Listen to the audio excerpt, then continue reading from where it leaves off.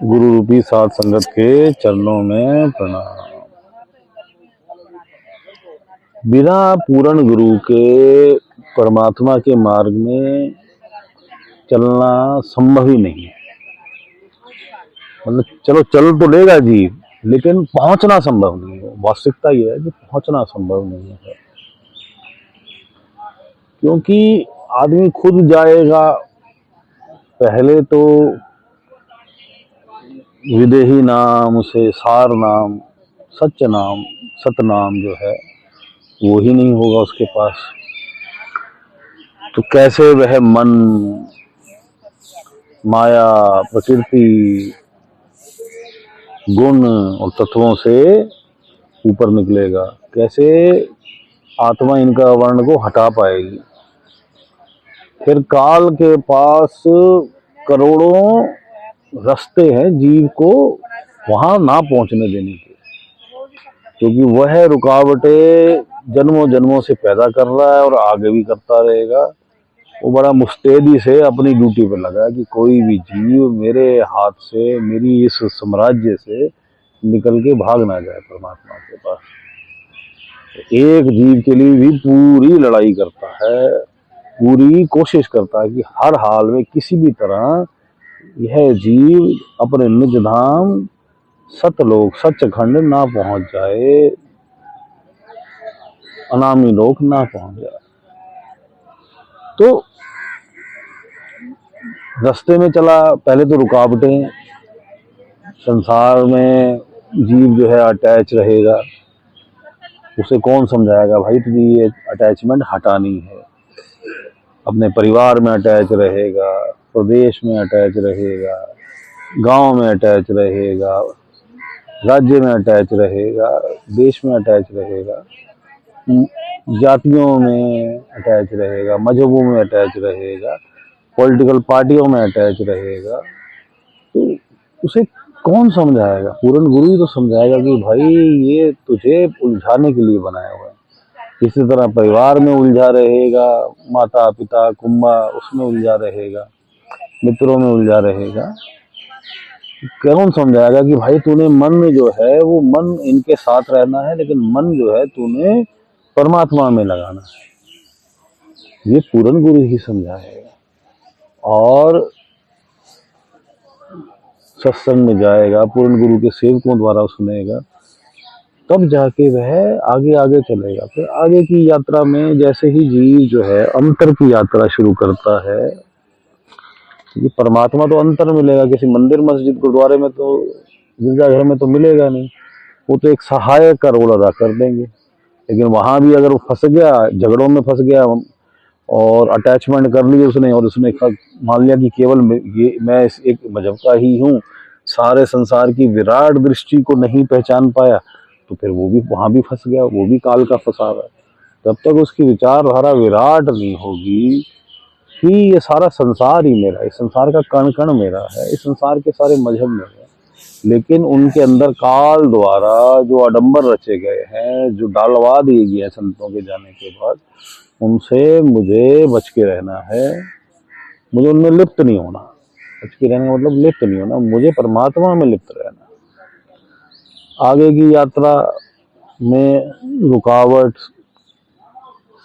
बड़े भयंकर गुफाएं, बड़े भयंकर रूप, जहां फंसने का डर, गुरु के बिना कैसे बोलेगा? बड़े लुभावने लुभावने जो है वो मिलेंगे कि भाई अप्सराओं के साथ रह जा लाखों जोनी, या ऐसे ऐसे ऊंचे लोकों में रह जहाँ बड़ा सुख सुविधा होगी, स्वर्ग आदि, और उनसे भी ऊंचे जो लोग हैं, लाखों करोड़ों अरबों साल वहां रह ले, और फिर उसके बाद तू वापसी वहां से, क्योंकि जीवन मरण के चक्र से वहां से भी नहीं निकला। उसके बाद भय का वातावरण, डराया धमकाया जाएगा, फंसाया जाएगा, नाना प्रकार के। इन सब से गुरु के बिना कैसे निकलेगा? और आगे के दरबार जो हैं वह अंदर से खुलते हैं। कृपा, ये कृपा का चैप्टर है।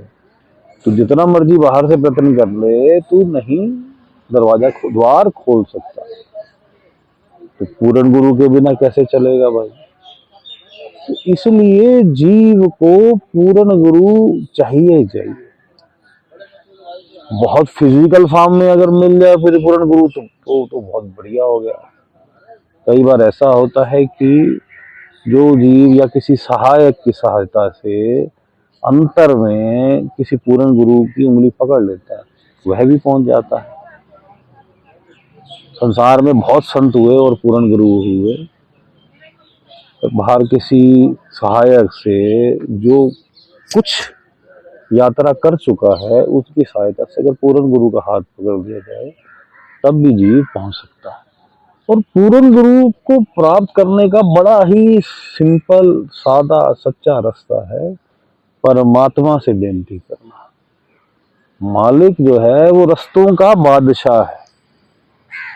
हमें ज्ञान नहीं है, हम फंस जाते हैं संसार में, संसार के प्रलोभन में फंस जाते हैं, किसी झूठे गुरु को पूर्ण गुरु समझ लेते हैं, क्योंकि वह खुद ही माया में ग्रस्त होता है। तो बेनती मालिक से करनी और शिद्दत से करनी, भाव से करनी। परमात्मा जो है तुम्हारी हर पुकार सुनता है, तुम ये यकीन मानो, लेकिन तुम उस पुकार को सीरियस होकर नहीं करते। उन पुकारों में तुम संसार के स्वार्थ जोड़ देते हो। जहां आपने संसार का स्वार्थ जोड़ा, परमात्मा कहता है ये तो काल के चक्र में जाना चाहता है, इसमें मेरी क्या। क्योंकि परमात्मा तुम्हारी अगर इच्छा जगत है संसारिक, तुम इस तरह की कामना करते हो तो ठीक है, वो अपने देवताओं के माध्यम से, संतों के माध्यम से, पीर पैगंबरों के माध्यम से तुम्हारी पूर्ति कर देगा। लेकिन भाई वो इसलिए नहीं है। और संत भी संसार में हम जाते हैं, संत से बजाय परमात्मा को मांगने के संसारिक इच्छाओं की पूर्ति मांग लेते हैं, वहीं हम फंस जाते हैं। क्योंकि संसारिक इच्छाओं का मतलब ही है कि जहां संसार की इच्छा वहां काल का ट्रैप। ये साथ ही जुड़े हुए हैं, जैसे संसार की, क्योंकि काल, संसार काल का खेल है संसार के अंदर। तो इस संसार से ऊपर निकलना है, तुझे वहां जाना है जहां से तू आया है। वह आत्मा, निर्मल स्वरूप आत्मा, इस पे कोई आवरण नहीं, न मन, न माया, न प्रकृति, न गुण, न तत्व, कोई आवरण नहीं। वह आत्मा जो है उसका निज धाम जहां से आई, वो बूंद जो है वह सागर होगी। इस प्रकार सागर में से एक बूंद निकाल लो और उस बूंद को दोबारा सागर में उड़ेल दो तो फिर आपको वह नहीं मिलेगी। इसी प्रकार जीव आत्मा वहां विलीन होगी। इस मार्ग में चलो। मैं भी पूर्ण नहीं हूं भाई, बस गुरु का एक छोटा सा सेवक हूं, और ना मुझे कोई सत्संग करना आता है। गुरु की कृपा हो जाती है तो सत्संग हो जाता है। अगर कोई कहे कि भाई मैंने कुछ गलत बोल दिया तो उसकी बात को सत्य मानो, आप अपना विवेक जागृत करो, क्योंकि विवेक आपकी सहायता करेगा सच और झूठ की परख करने में। कहीं भी पढ़ो, ग्रंथों को पढ़ो, कहीं वीडियो सुनो, कहीं सत्संग सुनने जाओ, अपने विवेक को जागृत करने का प्रयत्न करो और परमात्मा से बेनती करो कि मेरा विवेक जागृत करो।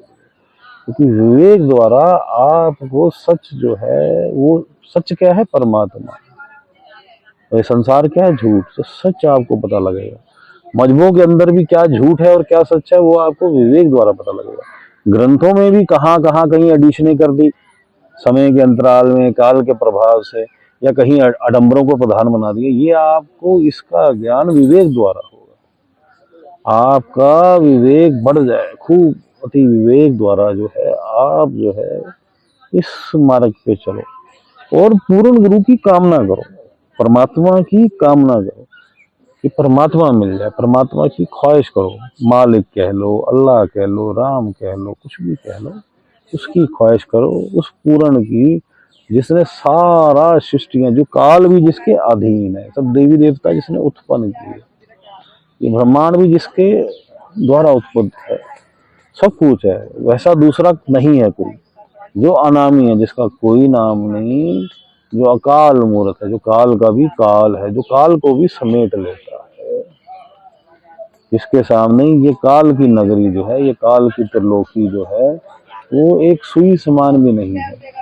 एक सागर के सामने जैसे सुई हुई थी, उसके सुई समान भी नहीं। उस विराट स्वरूप परमात्मा की विचारधारा को समझो, कण कण में वही बस रहा है, उसके अलावा कुछ नहीं है।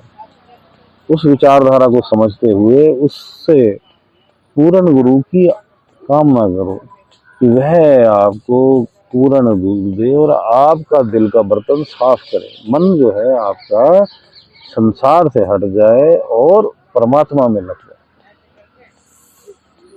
उससे सच्ची कामना करो, उसको पाने की ख्वाहिश किसकी रखो? मालिक की ख्वाहिश। संसार की ख्वाहिशें त्याग के मालिक की ख्वाहिश। इस प्रकार आप पूर्ण गुरु ये जान के कि पूर्ण गुरु के बिना ये अंतर की यात्रा संभव नहीं है।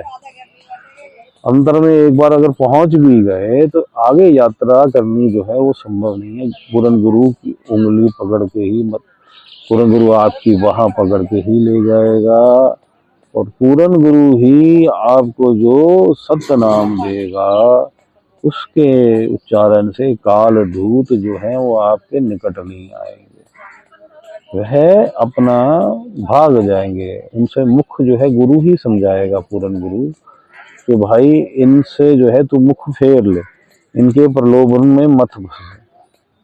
ये नाना प्रकार के तुझे जो प्रलोभन मिल रहे हैं, बस तू चलता चल, चलता चल, मालिक के मार्ग में चलता चल और उस परमानंद की स्थिति में पहुंच जहाँ न जन्म है, न मरण है, जहाँ न समय है, न जहाँ कर्म का खेल है, ना ये कर्म का चक्र है। परम आनंद स्थिति जो है उसमें जीव सदा परमात्मा में विलीन रहता है। तो अब हम मेडिटेशन में बैठते हैं, अपने ख्याल को, ध्यान को दोनों आंखों के बीच में पीछे करके सेंटर में, तीसरा तिल, थर्ड आई सेंटर, इसे हम छठा चक्र कहते हैं। ध्यान परमात्मा की तरफ, और पूर्ण गुरु प्राप्त है तो पूर्ण गुरु की तरफ ध्यान, और अगर सतनाम प्राप्त है तो सतनाम का सिमरन। मालिक सबका भला करे, मालिक सबका भला करे।